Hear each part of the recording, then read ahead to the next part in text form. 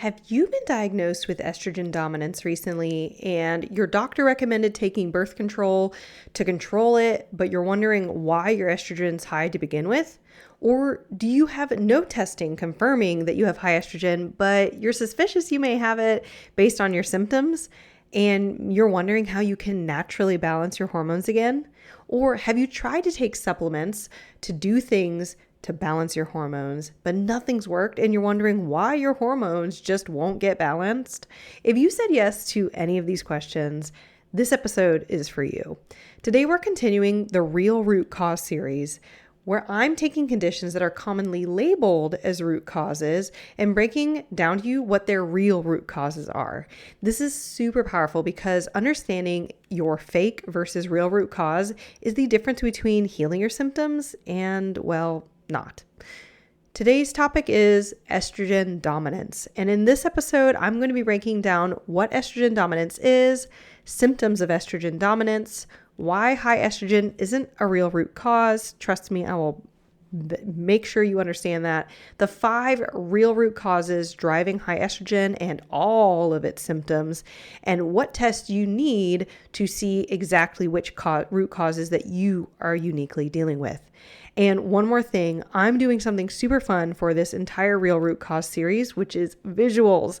So if you're a visual learner and you're tuning in on the podcast and you want the big picture laid out clearly, go to betterbellytherapies.com/root and download the graphics that go with this episode.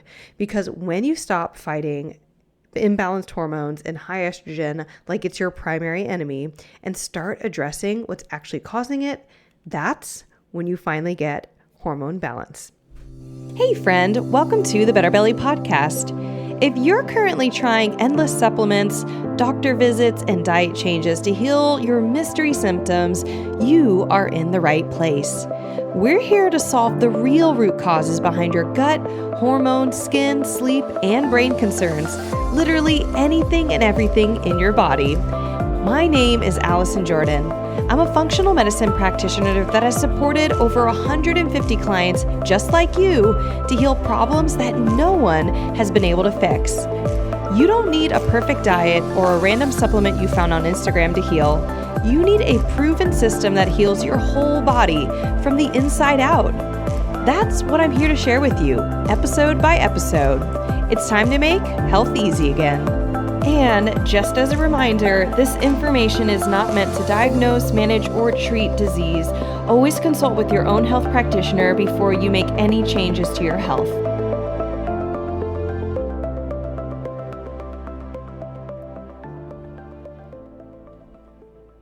All right, everybody. So welcome to February. Happy February. We are continuing our Real Root Causes series. If you're new to the Better Belly podcast, I've been going over since the month of January 4 real root causes that are four fake root causes that get called real root causes, and they're why you are not getting better. I've come across this series was really born out of people coming to me in my clinic, in my office, and saying, well, or DMing me, emailing our clinic. It's not bad that they do any of these things, but just saying that, hey, I've been diagnosed with candida. I've been diagnosed with high estrogen. I think I have these things. I whatever it is, have these issues, and I know that's my issue. Can you just give me your protocol for that thing? And I'm like, no, I can't, because there is no such thing as a slow motility protocol or a, candida protocol. That's just like the one thing everyone needs. The reason is because there are deeper root causes driving these quote unquote root causes. So today's episode, as we're getting into February, we're actually hitting the three of the out of the 4 episodes in February are all going to be about hormones, because that's a big thing, especially as women, though also men. We get told is that, oh, well, you're getting hot flashes because you have low estrogen, or, oh, you have a painful period because you have high estrogen, or, oh, whatever it is, you don't have a period because of low progesterone. And those things might be true. Just genuinely, you look at the lab and there's not, yeah, you have low estrogen. It's like on the sheet of paper, it's very clear, or you have high estrogen or whatever it is. But what is not being addressed, and something that I've covered a little bit in other podcast episodes. I had it pulled up. I have so many episodes pulled up for these series just for you guys to do deep dives. Any of you guys who like deep dives. But a podcast episode on why I don't recommend the Dutch test, 283. I actually run the Dutch test in my clinic, but it's the last test I'll run on anybody out of the most common tests that we do. And the reason why is because if you're told if you can see what your hormone levels are, it still doesn't tell you why. So that's what today's episode is all about. I hope that I make a really good case. I'm sure that I might ruffle some feathers. I'm not just putting clickbait out here to say high estrogen's not real. I mean, it's real, but is it a root cause? Are we really imagining it better? So, without further ado, we actually have a visual that go with this episode. If you want to download it, if you're on a podcast, go to betterbellytherapies.com/root and you can download these visuals and see them not just for this episode, but all the previous episodes and all the upcoming ones because we're updating the same document. Just keep the link and it'll automatically update. So here we go. Let's talk about estrogen dominant symptoms. What are some of the symptoms that you might want to be thinking about?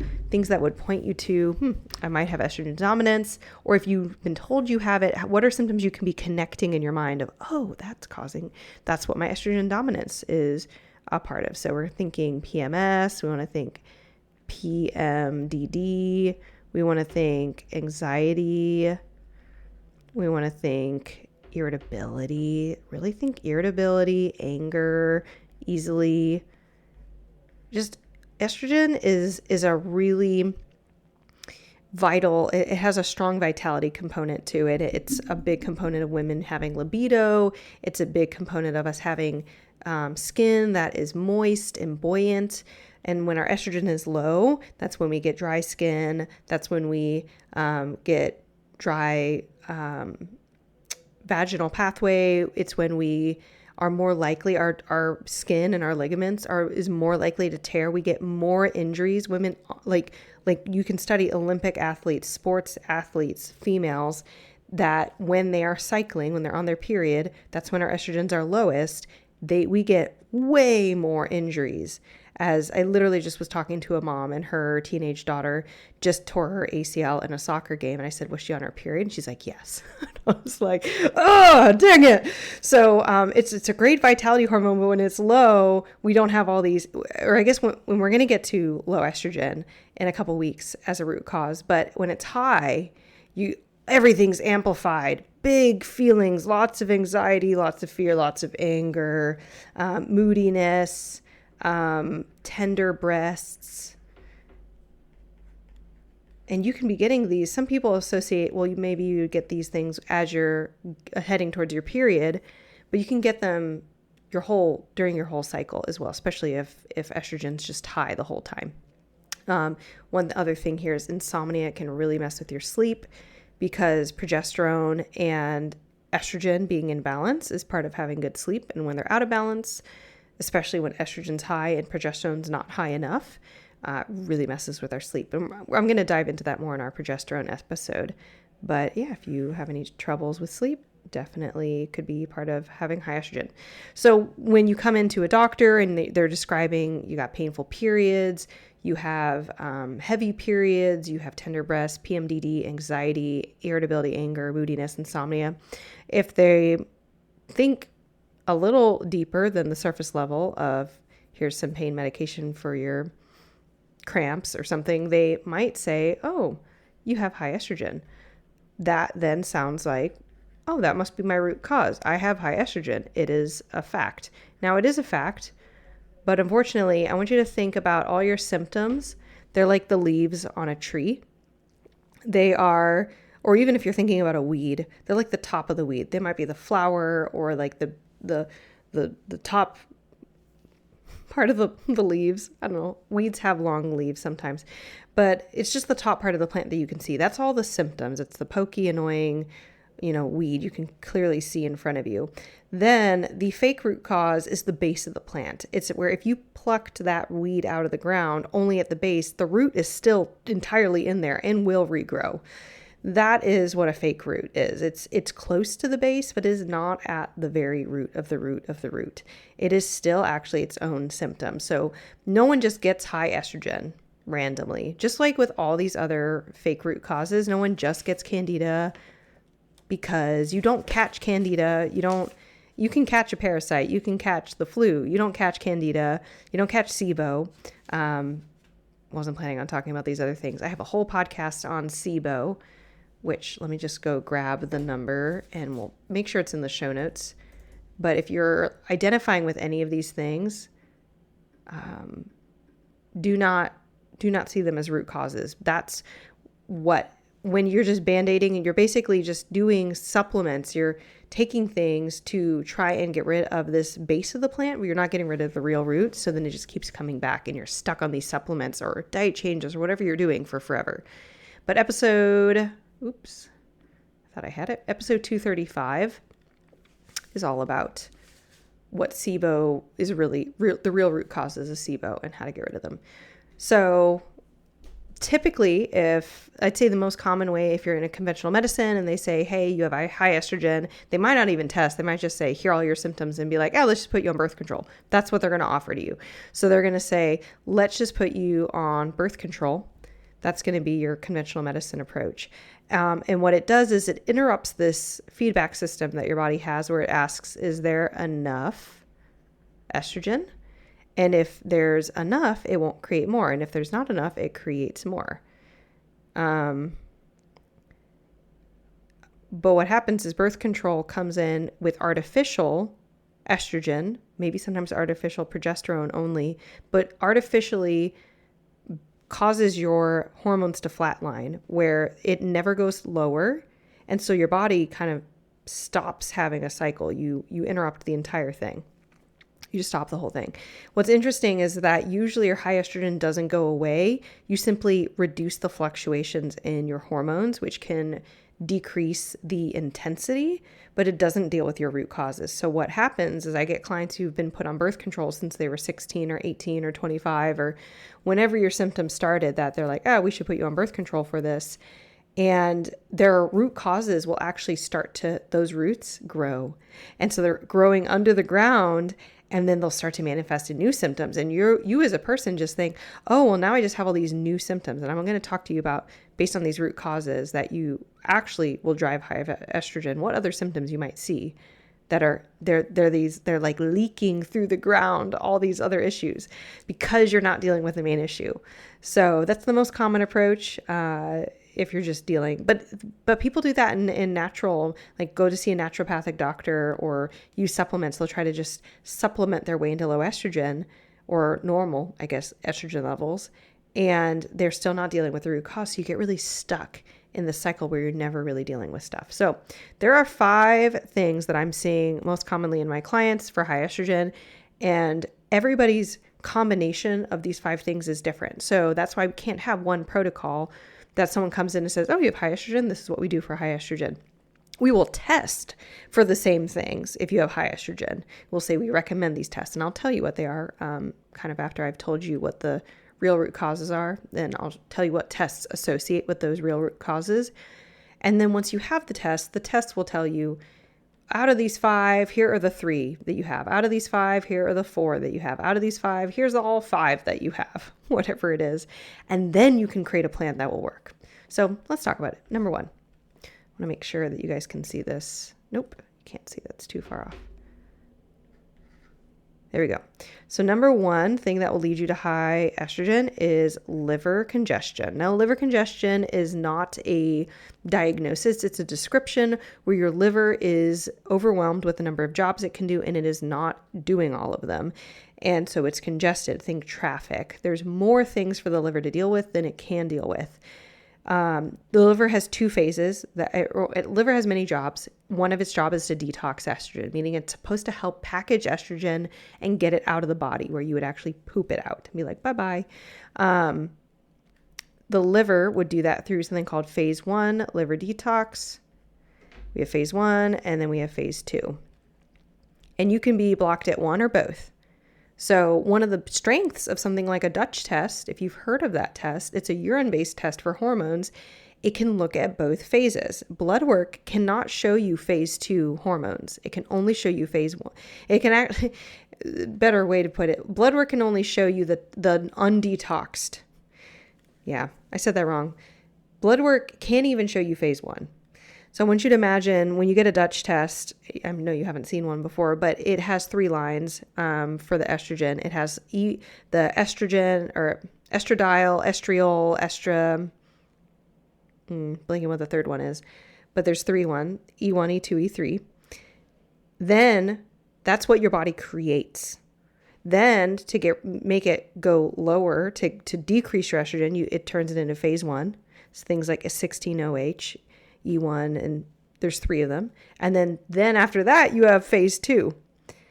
And blood work can only show E1, E2, and E3. Estriol, estradiol, whatever. Yes, it's embarrassing on a podcast. I can't always remember all the words unless I've written them out in advance. There's so many things, guys.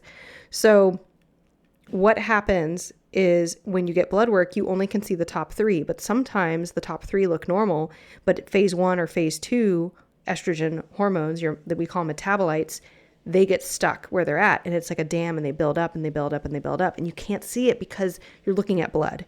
Only urine can show it, can show these metabolites. So phase 1, liver metabolites, you just want to be able to look at it. And that's what we do when we look at a Dutch. If someone comes in and has a lot of hormonal symptoms, I will recommend a Dutch just so we know, is it a phase 1, phase 2, or both? Now, phase 1, thankfully, it's really simple to deal with. It's something that you can just do what I call a liver protocol. You can literally just go by it. I have had clients get massive relief from their symptoms with just the liver protocol. They don't need anything else in this list. Is that the majority of people? No, most people need more than a liver protocol to heal their high estrogen. But if you are only having high estrogen because of phase 1 clogging in your liver, our liver protocol deals with that entire thing. So you can go get the liver protocol by going to betterbellytherapies.com/liver. Super simple. Please go get it. I made it really affordable. Right now it's $7. Maybe it'll be different in another time, but that's what it is. So phase 1, you want to support, and you want to see if it needs support. If it doesn't need support, go to phase 2 and see if it's elevated there. That's going to be more related to the COMT methylation, both the enzyme that you should have a lot of, and it's also a gene, COMT gene. And that gene and the enzyme needs cofactors to function. One of the cofactors is called SAMe. So you're able to look and see if your phase 2 is congested. Then you're going to be able to get an idea, do you need to support yourself with SAMe? How's your COMT enzyme? And I get a lot more into that in episode 283 when I talk about the Dutch test. So go check that out or click on the links in the show notes.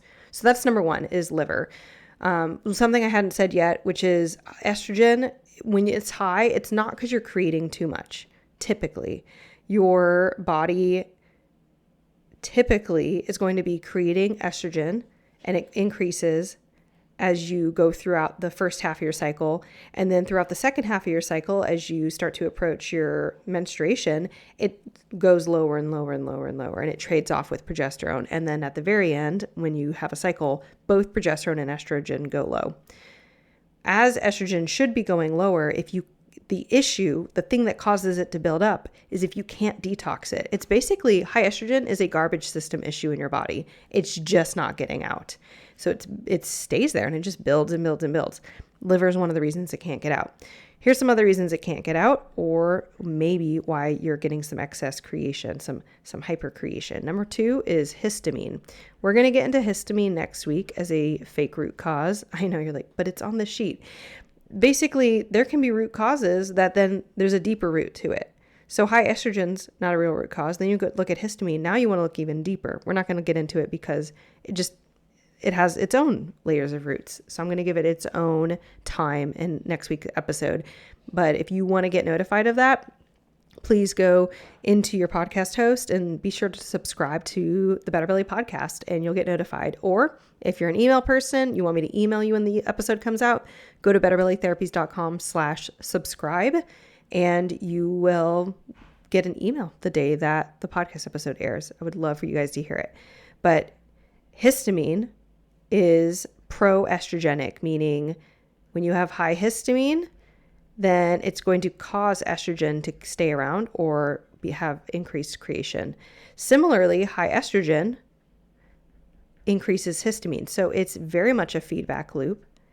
Now, most of us, like if you have a healthy body, histamine shouldn't be a big issue. We all have mechanisms to break down histamine in our body. So even if you have high estrogen, you might not have high histamine issues because you're breaking it down if it's healthy. The issue is if your body is not managing histamine well, which I get into in our podcast episode on histamine.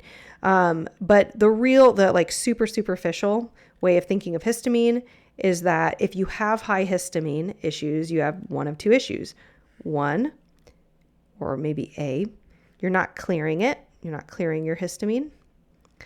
And then B, you are creating it. So some reasons you might not clear histamine is things like leaky gut is a big one. How you get leaky gut is a whole thing. It doesn't happen out of nowhere. It's also not a real root cause. If you want to learn more about leaky gut, I have a whole podcast episode on it, episode 273. It'll be linked in the show notes.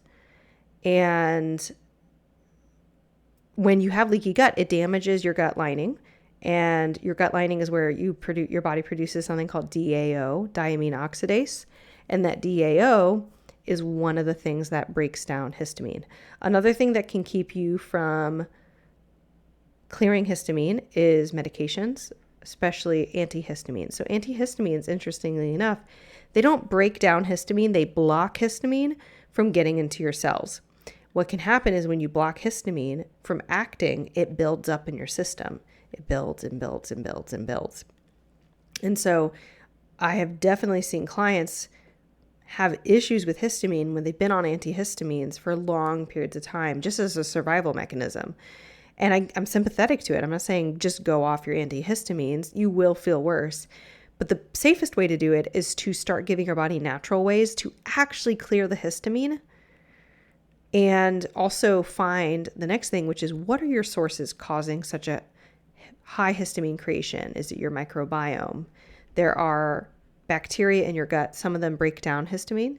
Some of them create histamine. When you get an imbalance, maybe you have lower amounts that create histamine or that break down histamine, higher amounts of creation of histamine. That's a bad combo. So your microbiome might be out of whack. Copper can be something that creates more histamine, copper toxicity. I talk more about that in episode 244. And that's just for people who want to do a deeper dive in this. You don't need to know all this to heal. Everything inside of My Better Belly Blueprint program takes you through these steps to evaluate which of these things you have. You simply know. And then you get your protocols. But if you're like kind of like a learner and you want to know more about this before you just like take someone's word for it, that's what these episodes are here for. But mold exposure can increase the creation of histamine. It's a huge, huge issue. If it's the topic is just exploding, I think, on especially social media. But if this is like a new concept for you, it can be wild to say that. And I have a lot of podcast episodes on mold, where I did not pull it up. Let me just go pick out a good episode for you to listen to.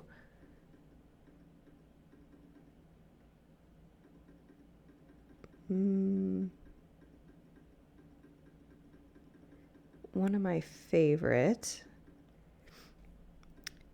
episode 220, 100 symptoms of toxic mold exposure. It's just good. It's kind of like a list. Just go through it. Listen, do you identify with these things? Even if you don't have a lot, you don't have to have all 100 by any means. And I know it can sound like a lot of symptoms, but they can all be caused by mold, and mold will drive histamine response, and histamine can drive high estrogen. So if you already know you have high estrogen, it's just one of the possibilities. All right.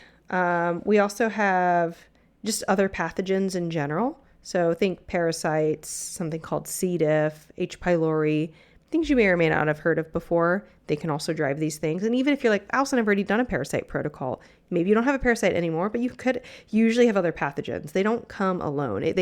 They pop up in bodies that have low inhibited immune systems. So they tend to come in groupings, and which is another one reason why some people do a parasite protocol and it's like night and day and they feel better and then they move on with life. And other people do one and they feel better when they're doing it, but then everything feels worse when they get off it, or they never feel better when they did it. Really, you just want more testing to go deeper. So just other pathogens in general. I have a whole pathogen series on the podcast. I know I'm mentioning it in another episode later this month. So let me just go grab all the episodes. It's going to be episode 233 through 237. 233 through 237 is my pathogen series, the 7 pathogen series. I know that's not 7 because the 7th one is toxic mold, 238. I've already given you guys an episode on that. And just to say, it doesn't need to be complex to heal, but this is the level of detail that you want somebody to be thinking through when you go through a program. It shouldn't just be, let's just clean up your diet and, restrict your foods a lot and just give you some nice healthy supplements. It really should be thinking in depth and like deeper layers, not just let's do a low histamine diet that only deals with the top line level of histamine, but let's look at how you get rid of and clear histamine and reducing the amount of histamine being created in your body. All right. So that covers creation. I guess for creation, there's some other ones. Low digestive enzymes. If you don't have enough stomach acid, for example, your body is going to then you're basically putting food that's undigested into a microbiome, and it can create a lot of chaos and inflammation. So just low digestive enzymes, and digestive enzymes are not enough. Like you can't say, but I take digestive enzymes. They're not strong enough. They only just sort of help the situation. You really need your body to make their own. I've covered low stomach acid, which is, I really think, other than bile, which is supporting the liver, it's the most important stuff. It's the most important digestive enzyme that really doesn't get covered a lot. And I cover that in episode 298. So I'm going to highly recommend episode 298. Food sensitivities can also cause a lot of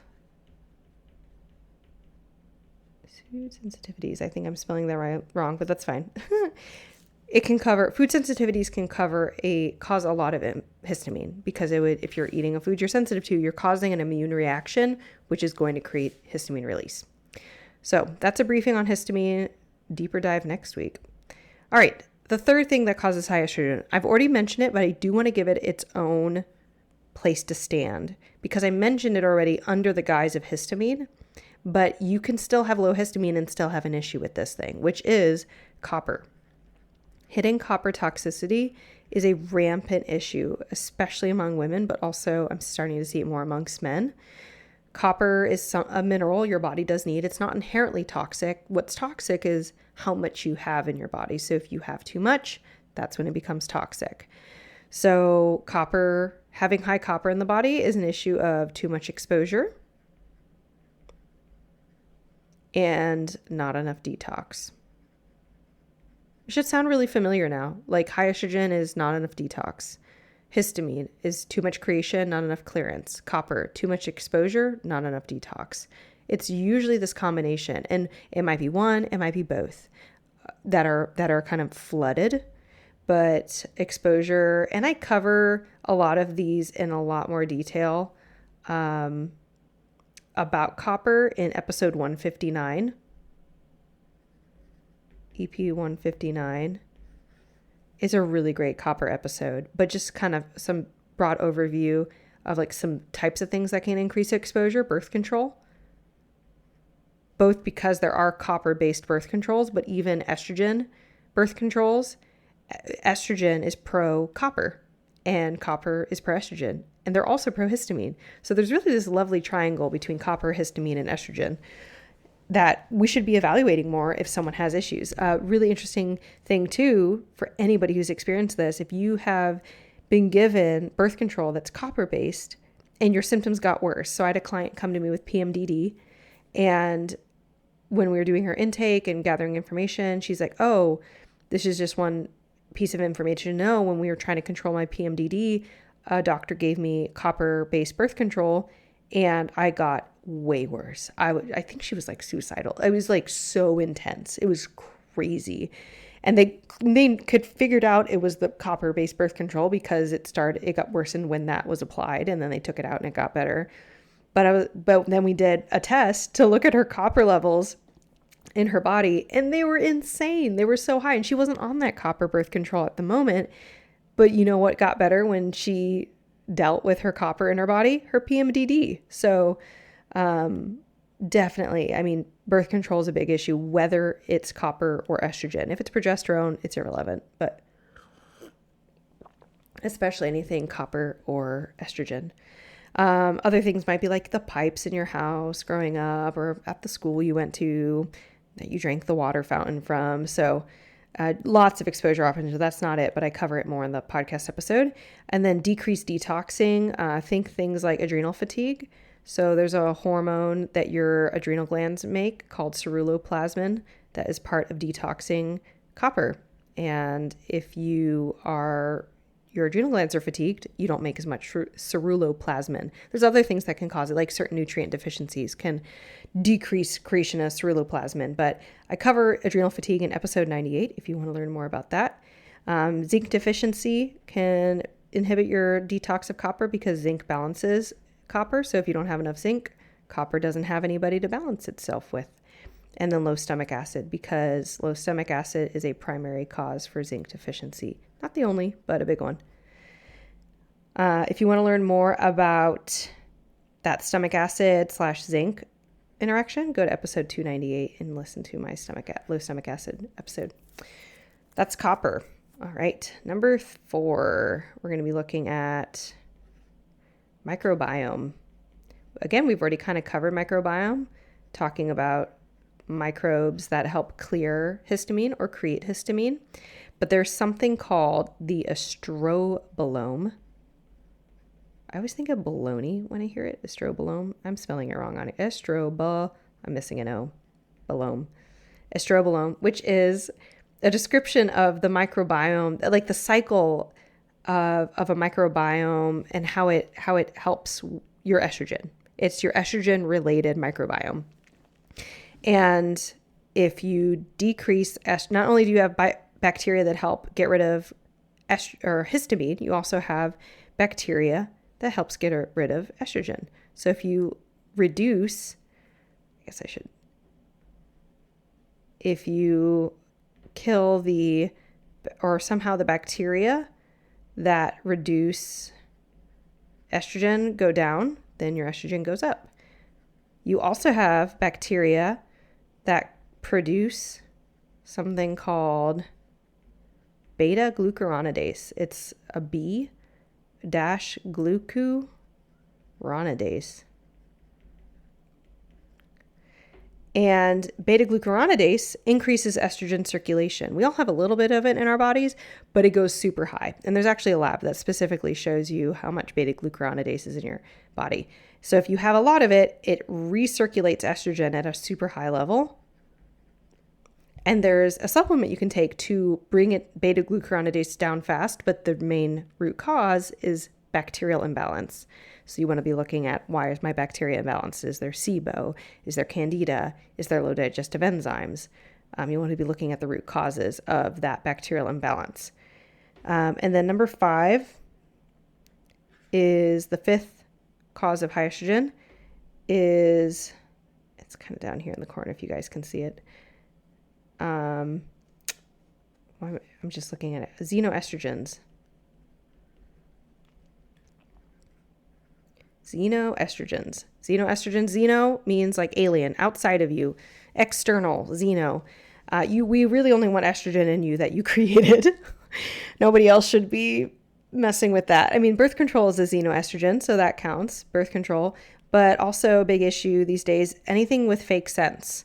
So perfumes, lotions, shampoos, hand wash, candles, things with fake scents, meaning they're not essential oils. They are chemical and like man-made chemical type situation.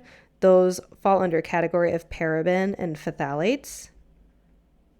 And that's why we don't like chemical scents. Even if you are like, well, I'm not chemical sensitive. I don't get headaches when I smell the candles. I don't care. Your body cares.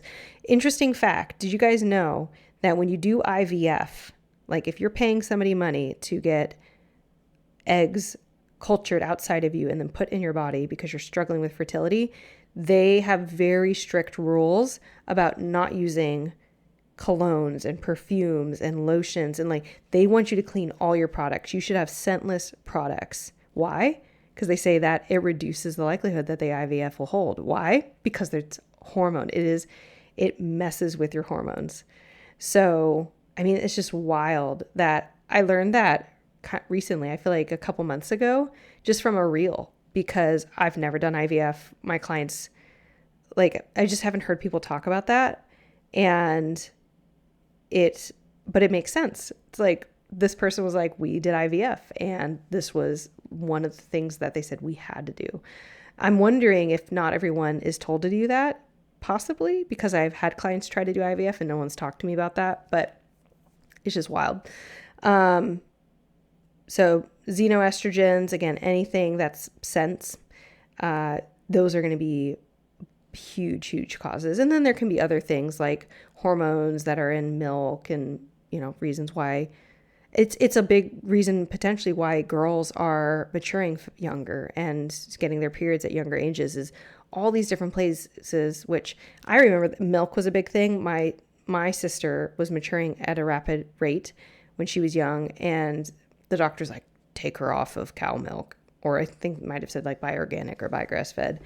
And it didn't slow anything down, but it's like, you better believe that my mom, every sink in the house had Bed Bath and Beyond or Bath and Body Works, like soaps and hand soaps and stuff. And it's just like, it was just ubiquitous, and it still is to a certain extent, all these fake scents. So that's it. Those are the 5 things. Those are the 5 things. 4 of them are really about yourself, just your own liver, your own histamine creation, your own copper exposure and management, your own microbiome. The 5th one, xenoestrogens, is a little bit more about the products you're putting on your body. But it can really show you how even living a low tox life is not enough. Living a low tox life does not preclude you from still having high estrogen because of liver, histamine, copper, and microbiome. How do you test for these guys? So you can do a Dutch test, which the most helpful information you're going to draw from that, again, is phase 1 and phase 2 estrogen detox. Just what do those look like? Not your top line estrogens, just your phase 1 and phase 2. And again, phase 1, everyone can safely do a liver protocol. You don't even need to know necessarily what it says. The phase 2 support, you do not want to do blindly. That is not safe to just say, I'm going to take SAM-E because I heard it on a podcast. Please don't. Please don't. You can cause issues if you don't really need it. You can cause big issues. So it's a really, really, and we give our clients so much guidance on exactly how to use SAM-E in a safe way so they don't overdose. Everybody needs different amounts. So big thing there. So do the Dutch test, though, to just see your phase 1, especially phase 2. Number 2, you can look I'm trying to do this in order here. If you want to look at things like things that might be creating histamine, especially when you're thinking about mold exposure, I really like the organic acids test. Other pathogens, parasites, H. pylori, you're thinking about something called a GI map. It's a stool test. The GI map can also give you insight into your digestive enzymes, specifically pancreatic enzymes. Do you have any fat in your stool? It can give you a little bit of insight into one marker that could show you if you're sensitive to gluten. I do recommend something called a Zoomer test. or food zoomer to see your food sensitivities. And then for issues like copper, we're looking at an HTMA test. Also, like, are you zinc deficient? It can look at that. For low stomach acid, actually, that you can do just a really free at-home test called a baking soda test. And I actually have like instructions on how to do a baking soda test in a free PDF download. Go to betterbellytherapies.com/constipation, and you will be able to get instructions on how to do that baking soda test. And then for number 4, the microbiome, the GI map is going to give you that information on, do you have elevated beta-glucuronidase? That could be causing estrogen to recirculate. Everything else about like having low levels of bacteria that reduces estrogen, those balance out when you deal with everything else. You don't need like a special probiotic, anything. But really the beta-glucuronidase is super helpful information. So that's the Dutch, the OAT, the GI map, the Zoomer, and the HTMA. Those are the top 5 tests we're doing with all our clients to find the hidden causes. And then at the end of the day, what your protocol should be looking like when you work with somebody or when you're trying to heal yourself. Like basically just saying, if you don't want to work with us, but you're trying to evaluate what should things look like, what we do is I really want to see something that is supporting your liver. I just call it a liver protocol, but just make sure you're talking to your practitioner. Does this help my liver detox? Think like N-acetylcysteine, alpha lipoic acid, milk thistle. There's other ways to do it as well, but you want to make sure that you're being supported with your liver. Then vitality protocols. This is because a lot of people tend to be deficient in minerals by the time they're not doing very well. And it's really hard to kill pathogens when your body's super weak. So I have people do a couple of vitality protocols to help with things like leaky gut, nutrient deficiencies, and digestion. Then we do pathogen protocols, the actual big guns.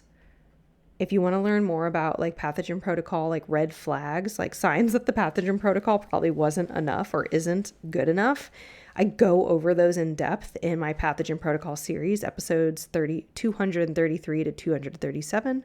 And then after that, it's rebuild protocols, where it's things like rebuild your stomach acid, rebuild your zinc levels, complete a copper toxicity protocol, which usually you want to do those last, the copper, because a lot of times your body might not be able to handle getting copper out of the body until it's stronger.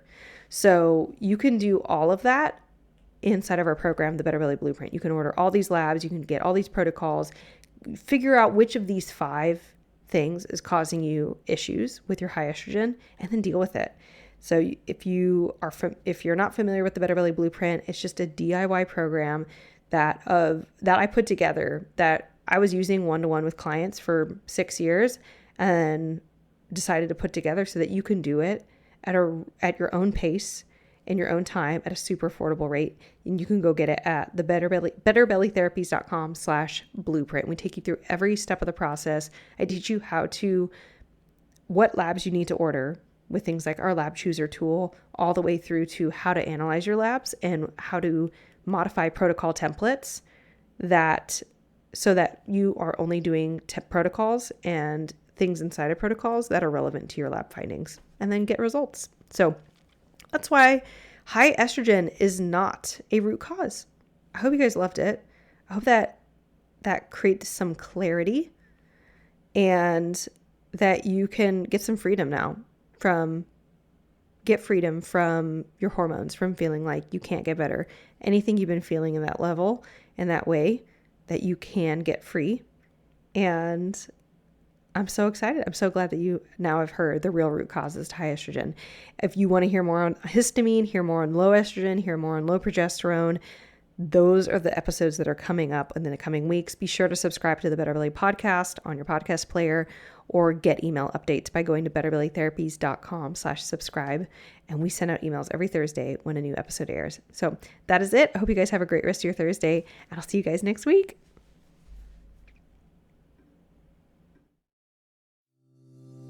Hey friend, I hope you loved this episode. If you've been a fan for a while or newly loving this podcast, can you do me a favor? drop into Apple Podcasts and leave me a review. When you leave a review, you do so much. You help me know you're listening, you can tell me what you're loving so I know what to make more of, and you help others by boosting this podcast so other people like you can find the podcast too. I mean, it's a win-win-win, right? So if you want a way to pay it forward, just go to Apple Podcasts or click the link in my show notes and leave a rating and review. And if you want some more free stuff, just head over to my free Facebook group, betterbellytherapies.com/Facebook, and you can get access to all of my free support for you, including some Facebook group exclusive stuff like my podcast episode vault, where you can search the Better Belly podcast by topic and find exactly what you need to expedite your healing. I cannot wait to see you in there. Catch you guys next week.